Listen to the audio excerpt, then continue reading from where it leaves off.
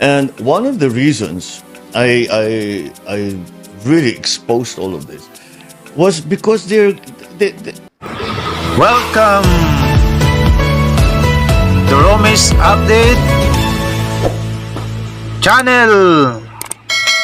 what these people are trying so hard. Yeah. You know, they come into work early in the morning. They leave late. They don't take holidays. They come in on the weekends just so that they can do what they're even beyond, above and beyond their actual job description. And these people are doing something else entirely. Yeah. You know, they're just doing all this corruption, just taking money, destroying projects, you know, that people very worked hard on. For example, you tell somebody in, I don't know, in some department, and you say, we have a proposed project, work hard on it. Yeah. All right? And they said, you do the design, you know, do the program of work, make sure you get everything right, etc., etc. We'll put out people to bid. And then, after you've gone through all that work, they'll just say, okay, in the failed bid ito lang yung magiging mananalo. Yeah. Ito lang yung kontrakto ng mananalo. Tapos bayaran kita ng ganito. Yeah, tumahimik ka na lang. Oh. You know, of course, everyone needs the money, but most government workers would rather just be able to do the work and actually serve. Yeah. That's why they're there.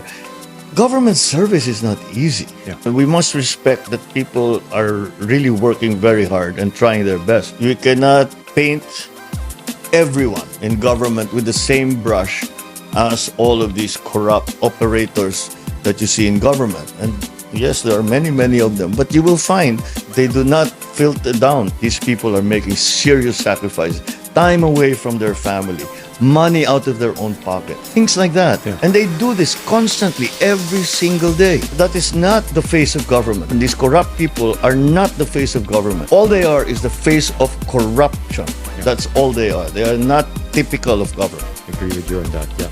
Second to the last question, sir, Mr. President. If you were to conduct your own sit-down, who would you have as your guest? Like this? Yeah, like just one person? That's the one person, yeah. Who would you have as your guest? That you Yeah, would... I might creep people out, but I have long conversations with my father still. Okay. I mean, I think, what did my dad do? It was a similar situation that I saw my father in.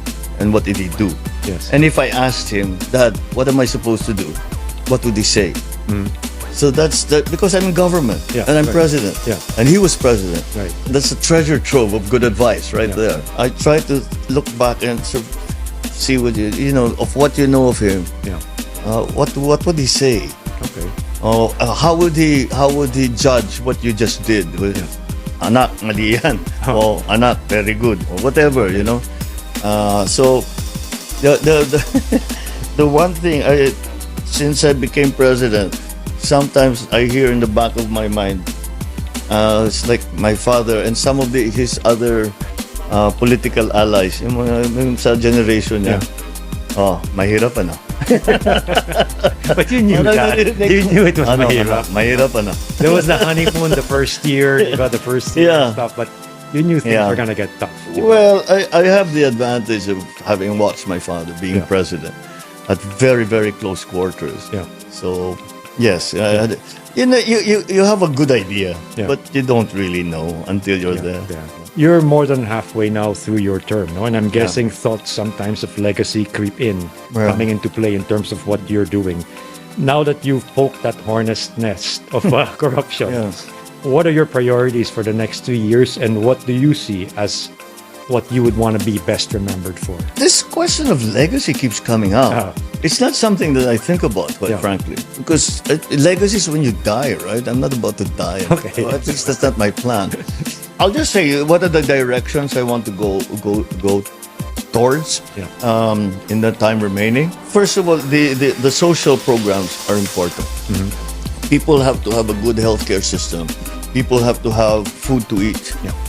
People have to have shelter as much as possible. People have to have, they must be able to survive. Ganun lang. Just start there. Once you've achieved that, for me, the next thing you should do is education. So I'm putting a great deal of my attention and the government's focus on education. That is the most important thing that you can do. You cannot have a successful society without a well-educated society. Remember when we were the best English speakers We in Asia, we have the highest literacy rate in Asia. Let's get back there. We need to get back there. And even from science point of view, di ba, IRI, the International Rice Research Institute, di ba? And again, Everyone would come here to... And again, there are so many good people here. They just don't have the means. They don't have the support. They don't have the funding. Yeah. That's what we need to do. We have to make sure that the generations to come are well educated. They're well able to compete amongst themselves in the Philippines and internationally, because kaya naman ng Pilipino yan eh. Yeah. Look how well we do when we go abroad. Yeah. When we're well trained, look how well how wonderful the reviews that come back to us. Kayang-kaya ng Pilipino yan, but they have to be trained. There has to be a system that brings them up to the standards so they can be internationally competitive in whatever they do. If they enter a business, they compete in the labor market. No, yan ang gusto mong gawin. Halika, dito ka. Tuturuan ka namin. That's what we need to do.